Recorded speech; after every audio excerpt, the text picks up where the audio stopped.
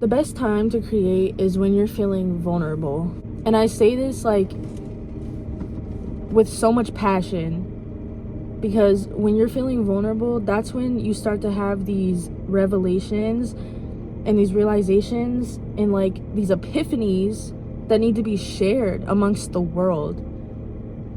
Our jobs as human beings is to make this world a brighter place. And if you sharing your story is what will do that, then do it. There are people that need to know that they're not alone. There are people that need guidance. There are people that need that structure. There are people that need to hear exactly what it is that you need to say.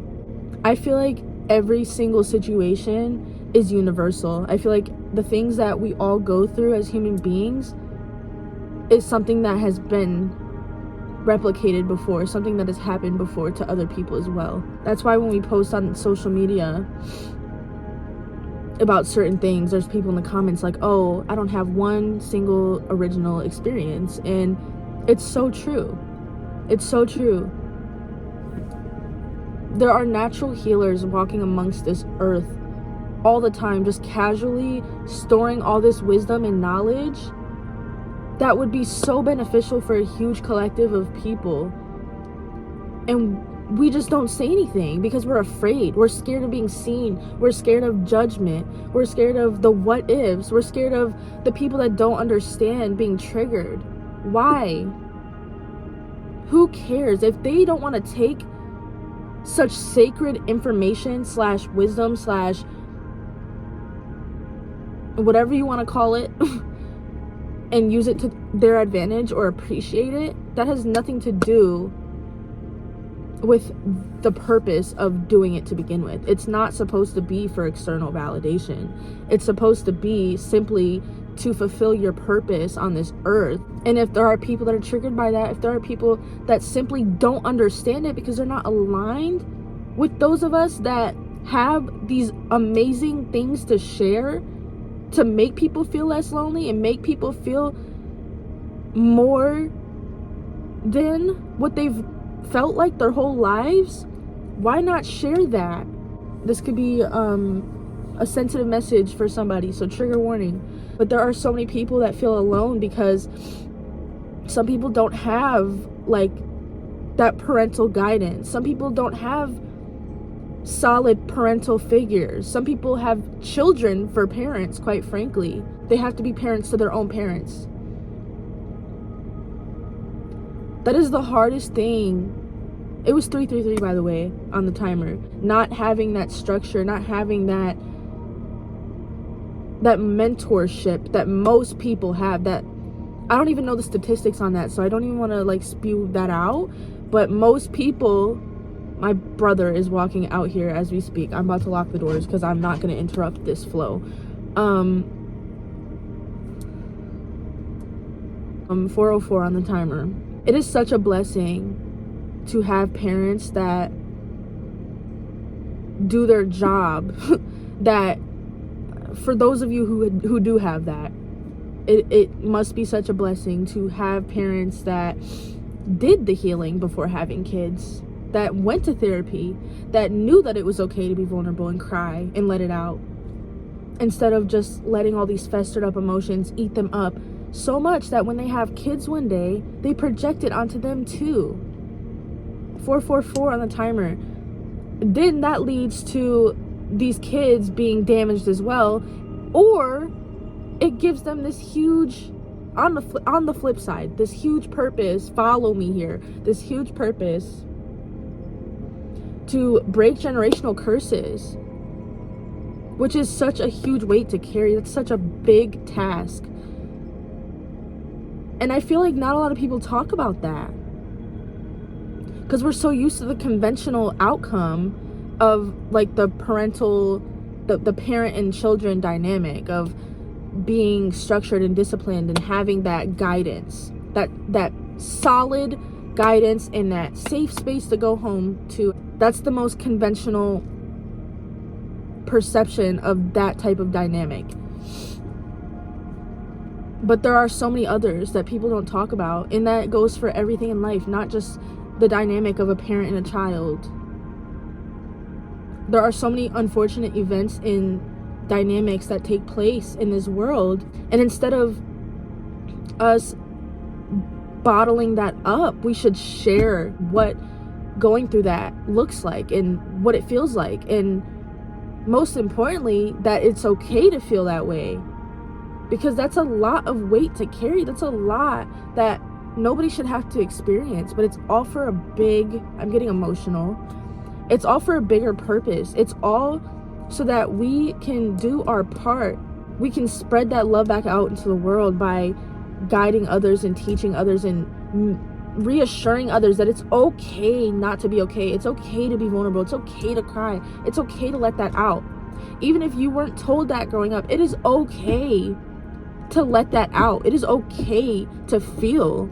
It's necessary. It is needed. It is absolutely 1000% essential to feel and cry and sit with those emotions in order to process them and know that they're there. Like, acknowledgement is needed in order to process them, and then release them so that we can move on, so that we can evolve as a society, so we can become enlightened and more conscious people. Everyone has a purpose, and I truly believe that my purpose is to help others see that they're not alone, and that every single hardship we face is for a greater reason. It's all divinely orchestrated. It's all for a bigger reason. The people that are on my level of consciousness get what I'm saying. The people who aren't do not, and that's fine. Click off this video right now if what I'm saying triggers you. If it's just something that rubs you the wrong way, fine. I'm not here to be liked. I'm here to fulfill my life's purpose, and that is not to be liked. It is to guide. It is to teach. It is to enlighten. Because in a world like this, we need to unite. The problem with the country I live in, specifically the United States, is that we are not united. We are not the United States. We are not a united group of people. We're so far from that, it's not even funny. But that's a whole different topic in itself. We're not going to get political in here. That's not what this channel is about. The more you awaken, the more you start to realize that a lot of the self-hatred you have stems from childhood wounds. The way that you felt since you were a kid because of your parents, or because of your peers, or because of your classmates, your teachers, whatever the case is, whoever you looked up to that let you down as a kid, that is why you have that self-hatred. Because of that egotistical standpoint that you have in the back of your head that stops you from doing everything you're supposed to do.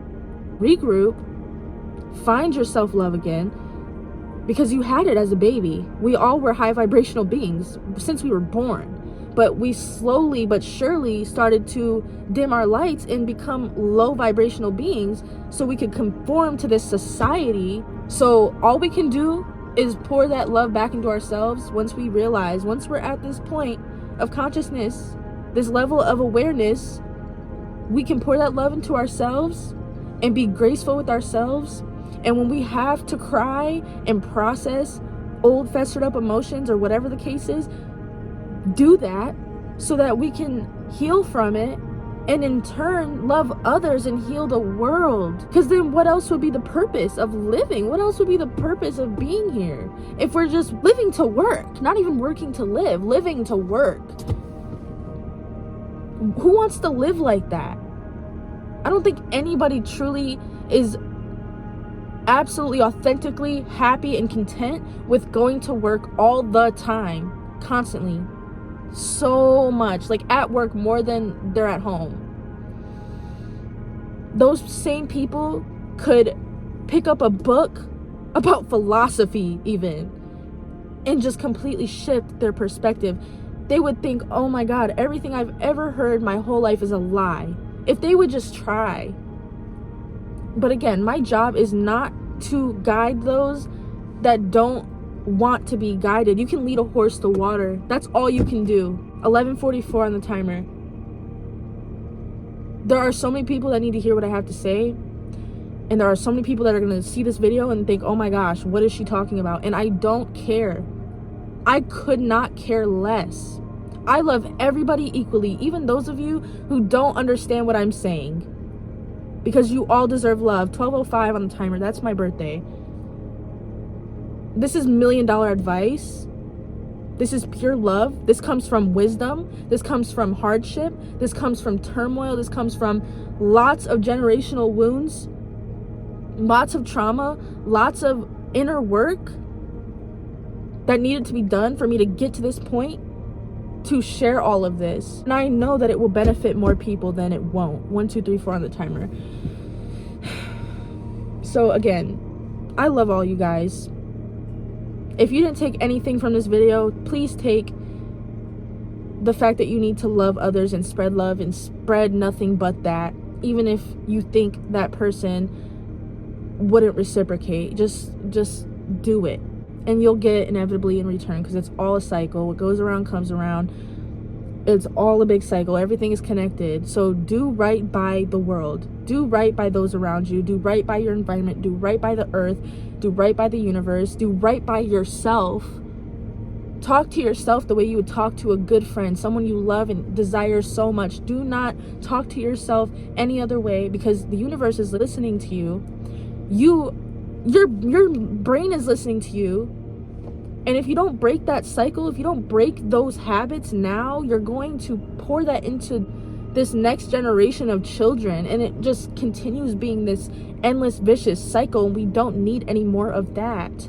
This is a generation of healing and enlightenment. I mean on a consciousness level. I don't mean materialistically. I don't mean physically. I mean spiritually. I mean mentally, emotionally, universally. Everyone needs to do their part in making this world a better place. And that is not gonna work. That is not gonna happen by spreading negativity and by spreading all of your wounds onto others. Heal. 14:41 on the timer. Heal yourself so you can heal the world. That's all I got for you.